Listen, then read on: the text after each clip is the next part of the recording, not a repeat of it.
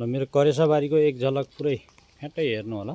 यस्तो छ टाढाबाट हेर्दाखेरि ठ्याक्कै सबै त खिचेर भ्याइएन। ओ यता मेरो काम गर्ने मान्छे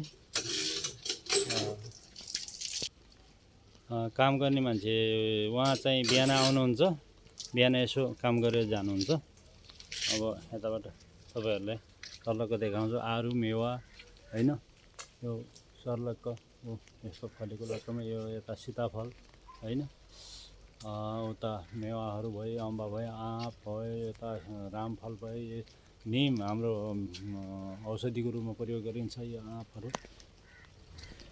अब एकछिन आउनुभयो, उहाँ काम गरेर जानुहुन्छ। मेरो काम गर्ने मान्छे हो, राम्रो काम गर्नुहुन्छ। बिहान नै आउनुहुन्छ, आफ्नो सबै सरसफाइ गरेर अनि जानुहुन्छ। तलब पनि मैले राम्रै दिएको छु उहाँलाई। यस्तो छ केराहरू छ त, नभएको चिज भन्ने केही पनि छैन। सरररररर हेर्नु होला है, रायोको साग मनपर्ने मान्छेहरूले सम्पर्क राख्दा हुन्छ, सम्पर्क राख्नु होला है। नजिक भयो भने डेलिभरीको व्यवस्था यसो आउने बेला यताउति बजारतिर उता जाने बेला आउने जाने बेला डेलिभरीको व्यवस्था पनि गर्न सकिन्छ साथीहरूको लागि, साथीहरू इष्टमित्र गाउँलेहरूको लागि। ल यो काउली ब्रोकाउली अब बन्दा त अलिअलि कमै छ होइन, अब घरकै लागि ठिक्क हुन्छ है।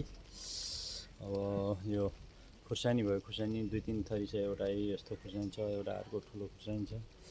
अब उता लसुन भइगयो, उता यो मुला 60 दिने र 90 दिने। 40 दिन त अलिअलि छ, 40 दिने सिद्धिन लागिसकेको छ है। यता यो 60 दिने र 90 दिने मुला हेर्नुहोस्, अब 60 दिने यस्तो भइसकेको छ अब खाने बेला है। यता अब उता गोलभेडाहरू लट्टमै फल्न लागिसकेको छ है। अब टमाटर सानो चटनी खाने टमाटर पनि अब लागिरहेको छ। अब यो लिची भइगयो है, लिचीमा यता यो भोगटे अनि यता अमिलो चुक निमुवा त्यस्तो कुराहरूको यसो सानो ठाउँ भए पनि अब मैले चाहिँ यो व्यवस्थित चाहिँ गर्न सकेको छु आफूलाई चाहिने चिजहरू। यो यता तिम्ली भन्छ यो है,